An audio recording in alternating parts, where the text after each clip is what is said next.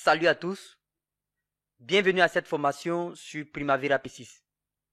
Dans cette leçon vidéo, nous verrons comment installer le logiciel Primavera P6. La version utilisée est la version R16.2. Il faut dire que les versions ont évolué depuis P3 et maintenant nous sommes à la version 18.8. Lorsque vous téléchargez le logiciel Primavera P6 version R16.2, vous avez ces différents fichiers qui sont zippés. Vous les décompressez et vous avez ces dossiers. Vous ouvrez celui-là, c'est marqué P6 Pro R16.2, vous l'ouvrez et vous avez ce contenu. Vous double-cliquez sur setup.exe et vous avez cette fenêtre qui s'affiche. Vous avez les options d'installation du logiciel, Typical ou Advanced. Vous laissez par défaut Typical. Vous cliquez sur OK. Et vous cliquez sur Install. Vous cliquez sur Oui.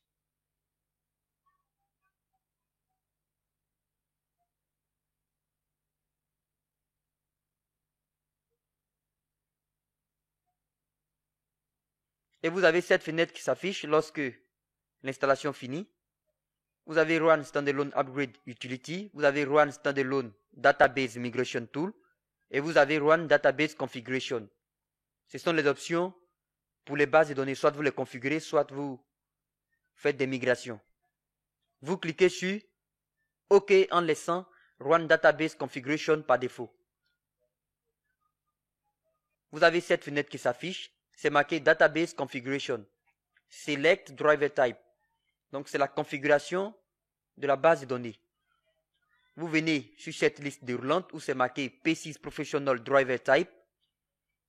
Lorsque vous déroulez la liste, vous avez Oracle, Microsoft SQL Server, P6 Pro Cloud Connect et P6 Pro Standalone SQLite.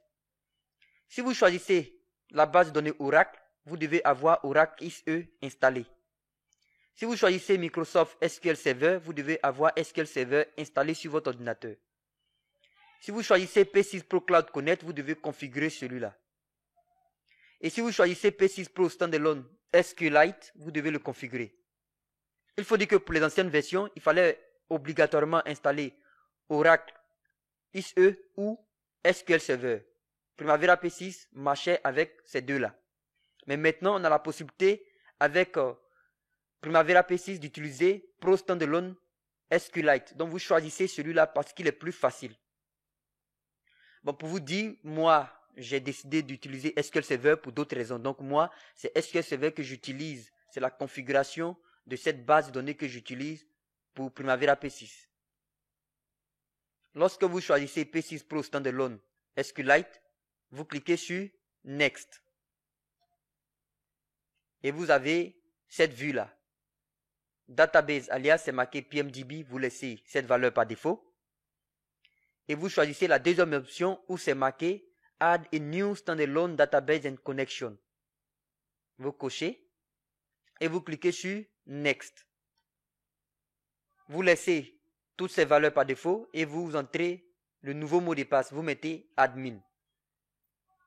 Vous devez confirmer le nouveau mot de passe. Vous mettez encore admin en minuscule. Vous cliquez sur Next et vous laissez toutes ces valeurs par défaut. Vous avez database alias PMDB, username admin, file name, c'est-à-dire le répertoire de la base de données pour SQLite. Vous laissez par défaut, vous pouvez changer de répertoire. Et vous voyez load sample data est coché. Si vous laissez cocher, cela veut dire que Primavera P6 va télécharger des exemples des projets lorsqu'il va s'installer. Et si vous décochez, il n'y aura aucun exemple. Dans notre cas, vous décochez load sample data et vous cliquez sur Next. Et vous voyez, c'est marqué Connection Successful. Et vous avez Database alias. Donc, si vous réussissez à vous connecter à la base de données, automatiquement, c'est mis Connection Successful. Dans le cas contraire, il va vous mettre que ça a échoué. Et vous allez reprendre. Et quand c'est fini, vous cliquez sur Finish. Vous pouvez aller voir votre logiciel installé. Vous cliquez sur le menu Démarrer. Vous voyez automatiquement récemment ajouté. Vous avez P6 Professional R16.2. Et vous venez au niveau du répertoire, vous voyez Oracle Primavera P6. Merci et restez connectés pour la prochaine leçon où nous verrons l'interface de Primavera P6.